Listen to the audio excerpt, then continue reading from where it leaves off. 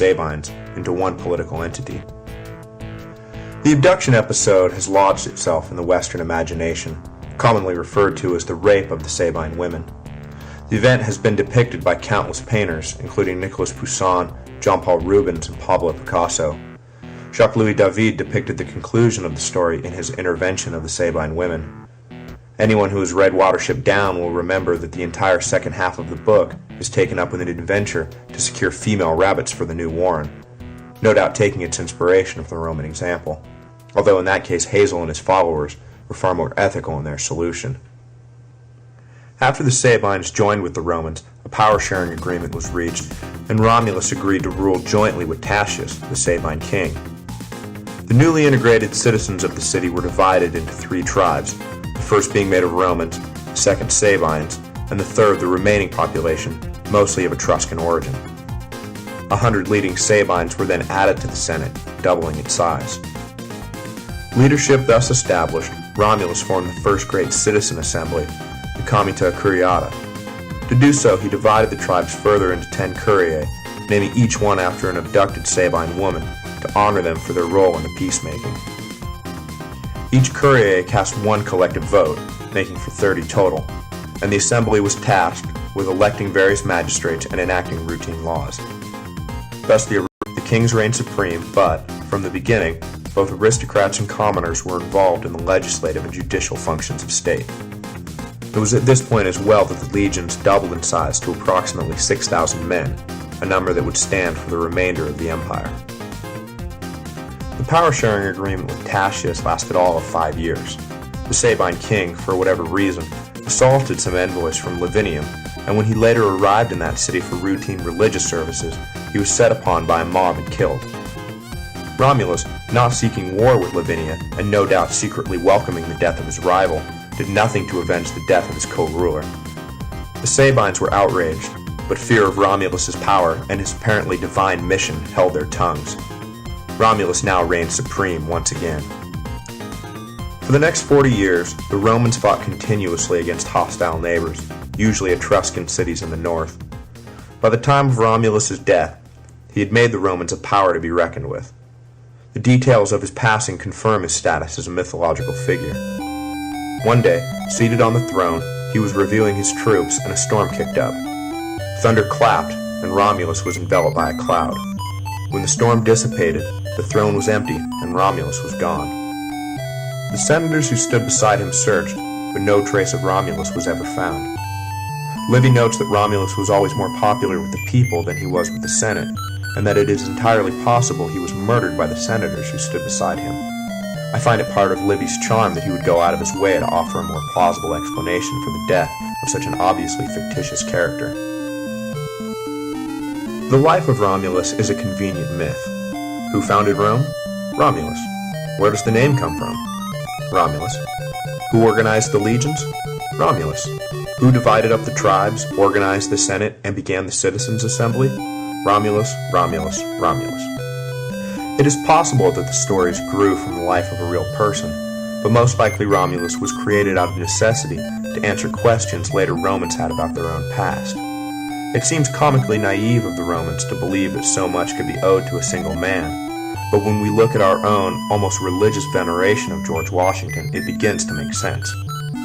In 500 years, will historians be reporting that George Washington was born of a cherry tree and had wooden teeth to prove it, that he flew over the Delaware River, defeated the British Army, and designed the Constitution all by himself? It seems crazy, but as time goes by, the subtleties of actual events are compressed into small digestible units.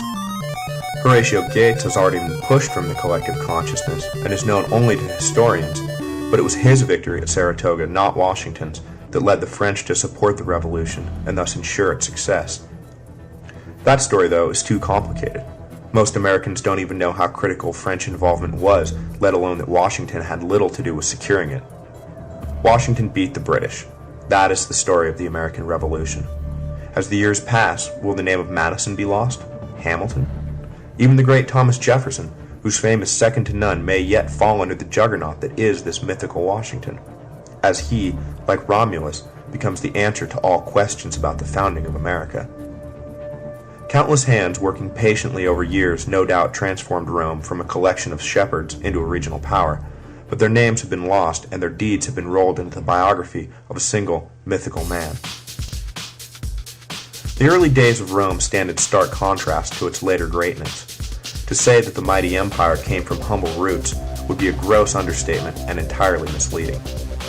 I've always found it odd that more was not done to alter the details of Rome's unsavory beginnings. Founded by a man who killed his own brother and was raised by a whore, the city's initial inhabitants were thieves, crooks, and beggars. Such an unappealing lot that they could not find a single woman who would have them, they resorted to kidnapping. To protect their ill-gotten wives, they then proceeded to make war on their new in-laws. There was not a single sympathetic figure in the whole bunch. You almost find yourself rooting for the Etruscans to put this rabble down and restore some decency to the world. But alas, the Romans were strong and would not be conquered, even if they were total bastards. And this is the moral of Rome's birth. The Romans won and grew and thrived, not because they were right or good or moral or God's chosen people, but because they were strong and knew how to win in battle. Might may not make right, but it will make 1,000-year civilization. Join me next time as we discuss Romulus' successors to the throne, Rome's religious awakening, and how the kings were finally run out of town. A transcript of this podcast and additional information can be found, as always, at thehistoryofrome.blogspot.com.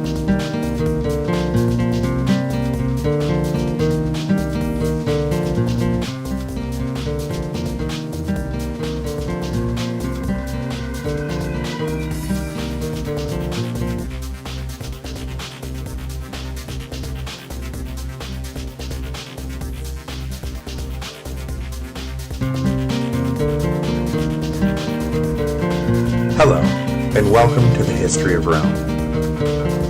Last time we finished with the death of Romulus, first and greatest king of Rome.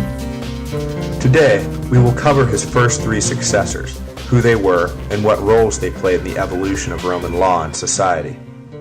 I call this section the Seven Kings of Rome because common historical nomenclature always refers to the Seven Kings of Rome, so though we will only be talking about three kings, it seemed appropriate to use the phrase as a title, even if it isn't technically accurate. Just remember, there were 7 kings of Rome. Oh, by the way, in reality, there were almost certainly more than 7 kings of Rome. The idea that 7 successive kings could reign for an average of 35 years each stretches credulity. Nowhere else in the history of mankind have 7 monarchs in a row managed such continuous good luck.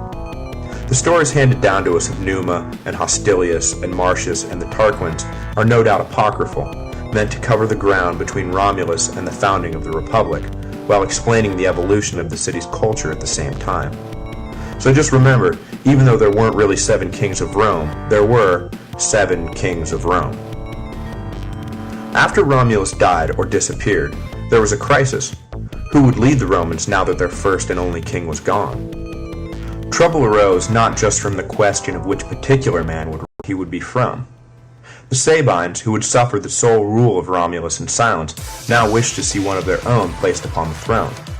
The Romans found this idea preposterous, but the Sabines refused all Roman candidates, and the Romans, in turn, refused all Sabine candidates. To avoid a slip into anarchy, it was decided that each senator, in succession, would reign for a single day, until an acceptable man was found to rule. This was the first instance in Roman history of an interregnum, or period between official sovereigns. A compromise was finally proposed that allowed the Romans to choose whomever they wished, without Sabine veto, as long as the man was a Sabine. The Romans agreed to this and picked a man of universal renown, Numa Pompilius. The Sabines, delighted by the choice, agreed at once, and messengers were sent to Numa to present him with the good news. To the amazement of everyone, however, Numa refused the offer, and it was only after much cajoling that he agreed to take the throne. You see, Numa was a bit of an odd bird. He disdained all luxury and had devoted his life to religious contemplation.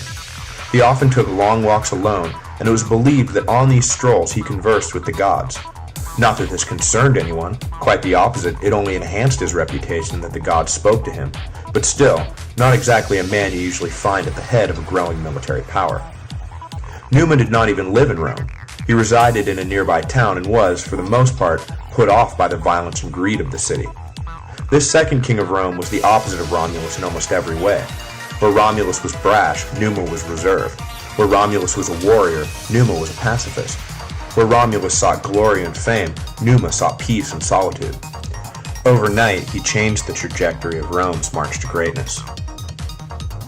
When Numa arrived in Rome, he found a warmongering population of brutes who had known 40 years of war. And when he died, he left Rome a population of farmers who had known 40 years of peace. The remarkable transformation was due entirely to Numa's introduction of religion to the city. He turned the people's attention away from the battlefield and towards the heavens. Desiring peace more than anything else, Numa devised complex religious rites to occupy the time of the now demobilized army so they would not grow restless and provoke unnecessary wars. He instilled in the Romans an everlasting fear and awe of the gods, which would last for the remainder of the empire. Numa is credited with the foundation of the most important religious institutions in Rome.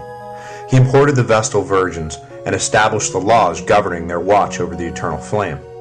He created the office of Pontifex Maximus, the high priest of Rome, who would be responsible for the maintenance of all religious services, and, in an act of remarkable foresight, declined to serve in that role himself, establishing a sovereign religious Rome that could not be meddled with by future kings. He believed that later kings would be so caught up in war-making that they would neglect their religious duties and bring the wrath of the gods upon the city. The office of Pontifex Maximus would remain an independent authority until the title was claimed for the emperors by Augustus at the dawn of the Imperium. At the end of the empire, the title was passed to the popes, who hold it to this day, 2,600 years after its inception. Just as Romulus is the answer to all questions about the founding of the city, Numa is the answer to all questions about the origin of religious practices. Who divided regular days from holy days? Numa. Who created the priesthood of Mars? Numa did. The priesthood of Quirinius? Numa. Who built the altar to Jupiter? Numa, of course. In the development of Roman culture, Numa is second only to Romulus in importance, and to some he was even more important. Machiavelli writes, "And for anyone who considers Roman history carefully, it is clear how much religion helped in the commanding of armies, in inspiring the plebeians, in keeping men good, and in making the wicked feel shame." Thus, if one were to debate about the prince to whom Rome owed the most, I think Numa would sooner obtain the first place.